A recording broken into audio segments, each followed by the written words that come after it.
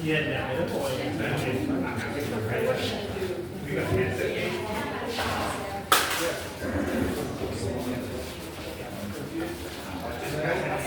Bay. Just a few things before we head down. I am going to give you two options today. So we've got this tour with myself. We've also got the boardwalk. So the biggest difference is your beach access. You're guaranteed to see sea lions either option and have great experiences both options as well. But the tour with me, it's 45 minutes. It's getting quite hot quite quickly. It's a fairly steep path. There's about 40 stairs and very soft sand that we're walking on. So if you're not 100% comfortable with this, then the boardwalk is a gradual path down to a viewing platform where, as I said, you'll see great views of the sea lions. So if you would like to head down the boardwalk, now is the time to do so, please. You want to head down? This is the walkway down here, by the way, so you're back there in about 45 minutes. The biggest thing that I ask of everyone is that we're staying close together as a group. So this is the most important thing for our safety and also the safety of the animals. They are wild animals, they can be very unpredictable, so it's in my duty to take care of you, and to do that everyone needs to stay together.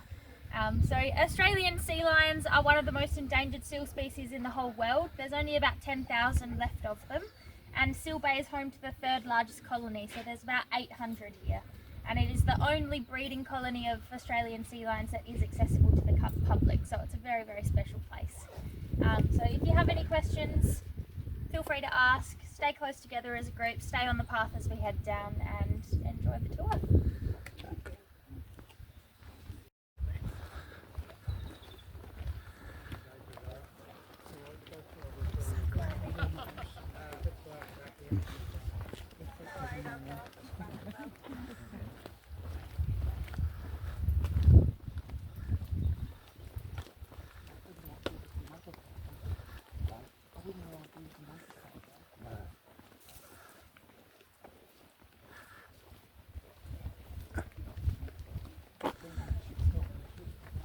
I've stopped us here. You may have noticed on the way down that there's lots of hollows underneath the vegetation either side of us.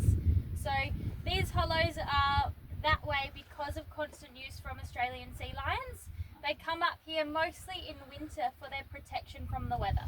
So just like us, Australian sea lions have hair, and they've also got a similar body temperature, so they really do feel the cold. So they'll come up here straight after foraging to find shelter. Sometimes we get them coming up as far as the car park to seek shelter as well. So they're a lot more mobile animals on land than what we give them credit for, and they're actually capable of running faster than us on land as well. Come over to the left. Yeah, we'll just move over to the left and let this group pass. Have you been down to or going to Admiral's Arch? We're going later in the day. Beautiful. So down at Admiral's Arch, you'll see the long-nosed fur seals.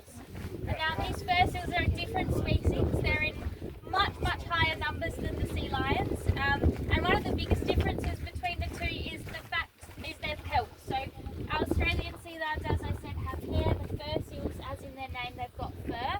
So they're pretty much water repellent. Water will barely touch their skin when they go out foraging. And you'll notice down there that they're a bit smaller in size, darker in colour, and they've got quite a different facial structure.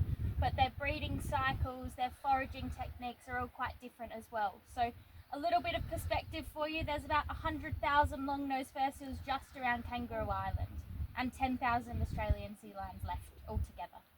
Yeah, pretty crazy. You see the marks from where they've called up the hill.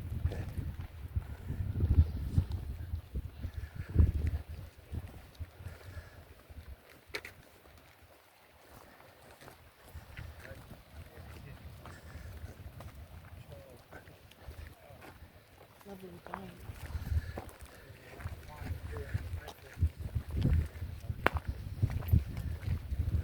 Might be hiding under the bridge in the shade. Not gonna blame them.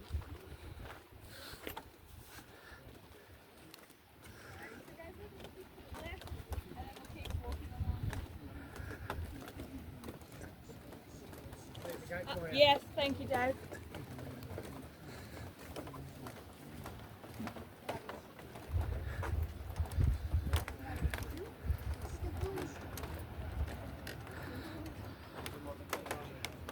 See little footprints everywhere.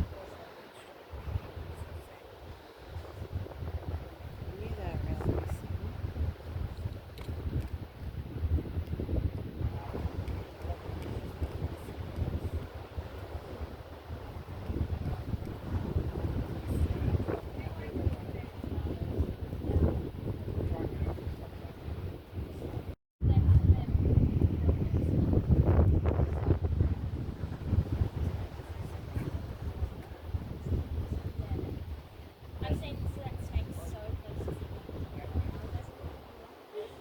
They're just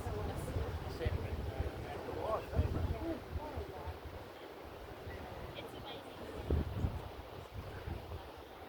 that we're staying close together as a group between myself and Dave, and don't go past me at any times, just so I can set that distance between us and the animals, and also keep my eye out for those two cheeky boys that are up here that might make their way onto the beach. So I'll just make sure.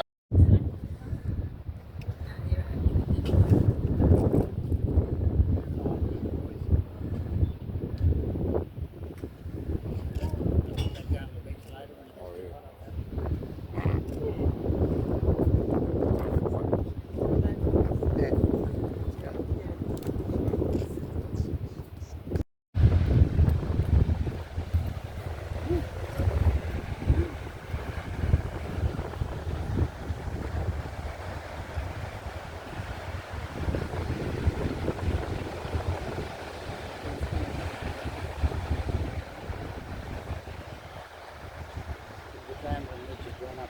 Yeah. Off the soft sand.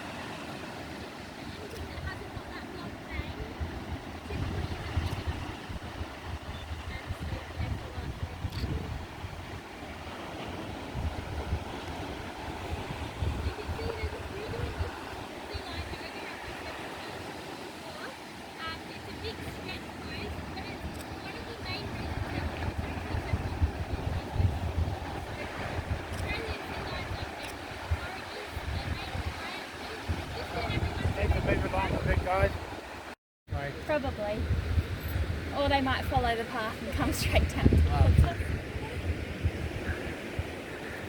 Well, they might just block off the stairs. Yeah, they could do that as well. So these are called seal slides. All these tracks coming out of the dunes for this reason. They literally slide down.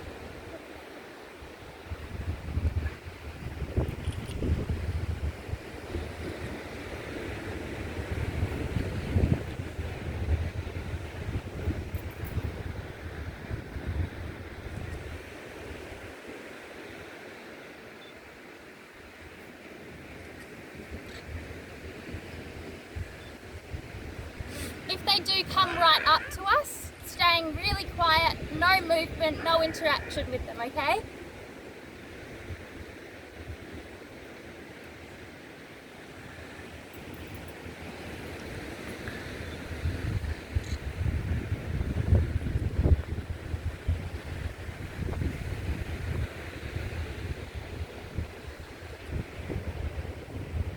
This one looks like a bird. I think he's coming straight at us. As I say, it doesn't take. That's a nice shot. Rear end. Yeah. I think I'd rather be sleeping that way than the other way with it blood rushing to my head.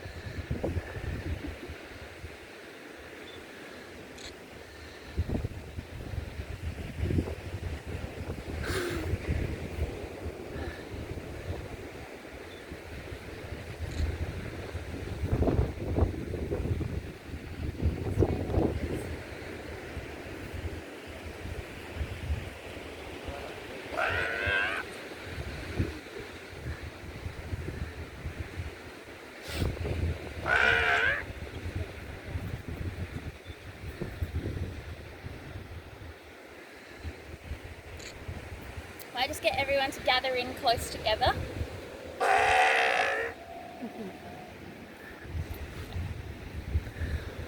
Thank you.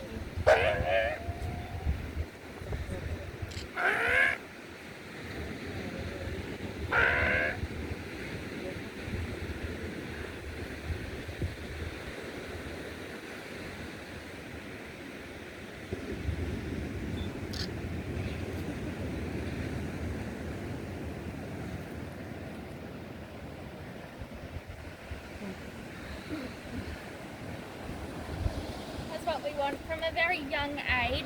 They're super inquisitive, really playful, and we will not interact with them purely for this reason, that they learn that they're not going to get anything from us. So they'll just walk away knowing that we're not going to give them any bars. You can see the one closer to the water now. They've got a bit of a patchy coat. That is probably an 18-month-old, so they'll undergo a molt once every 18 months. Firstly at 4 months, but then in the 18-month mark after that. So that indicates that this pup is around the 18-month-old mark, and it will be getting weaned from its mum very soon if it hasn't already.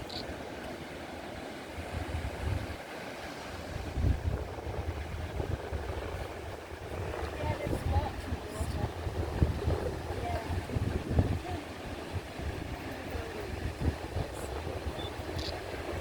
Oh, there's a seal out in the water, you can see him. He's flashing over there. Same time. So from about 4 years old, a female is sexually mature, and she'll pretty much be lactating the rest of her life after her first pup. So when this pup reaches 18 months old, she's going to be 18 months pregnant. She'll give birth to her next pup. This pup will be weaned, and then straight after giving birth, like minutes after or the day of, a bull is going to come by and guard her. This is called a mate guard, and it's not to protect her in any way. It's because within about a week to 10 days after giving birth, she is fertile in less than 24 hours. So she's going to be mated by this bull a week after giving birth. And that cycle continues. Yeah. No contribution to the upbringing of them. So they're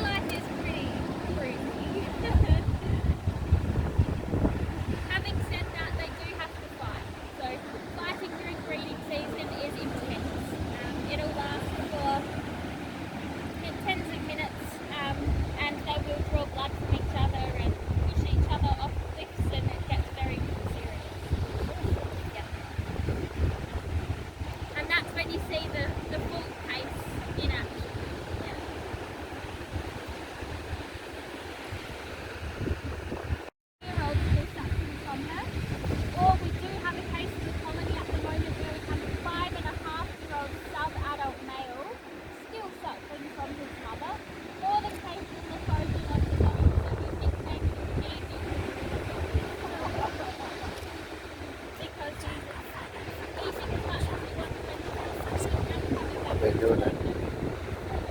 I'm gonna put a bit of music on it.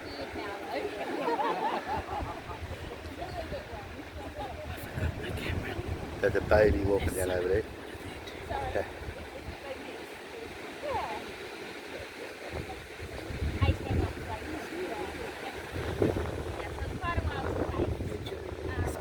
You can take some photos, baby. Yeah. And also the balls have to be about 10 to be significant. So unfortunately overall the population is decreasing by about 1% over a year. Within this colony we're almost even. There's a lot of colonies on the North Island off the coast of Australia, which are expected to be covered in the next few years. It's pretty scary.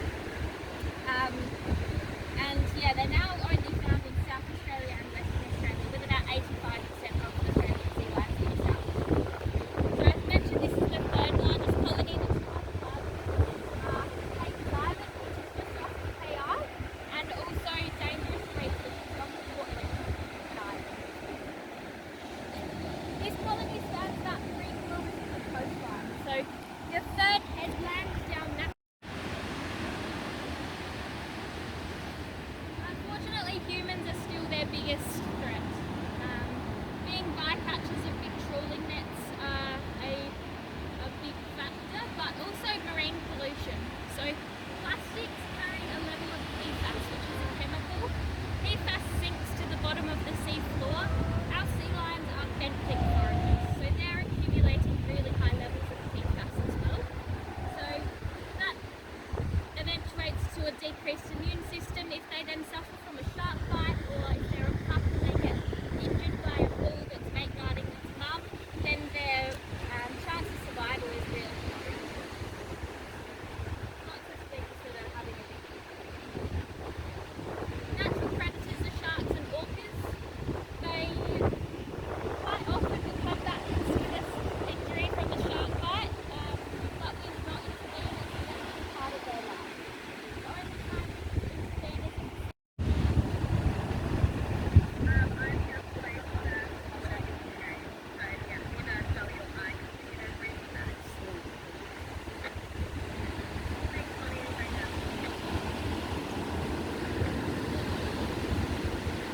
if you came down in winter, you'd barely see any sea lions on the beach. They'd all be up in the vegetation, scattered along the path because that warms up pretty quickly, and you'd not see any of this surfing.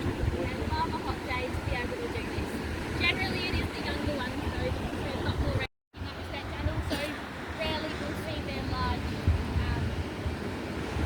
sharks and predators.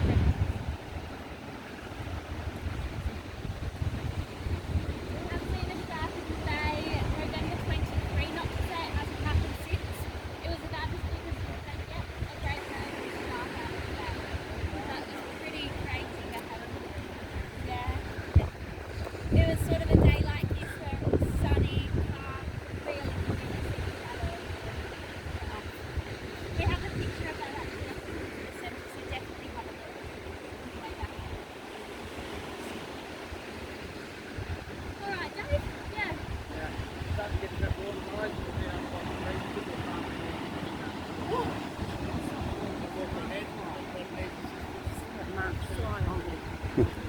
March fly was on my head.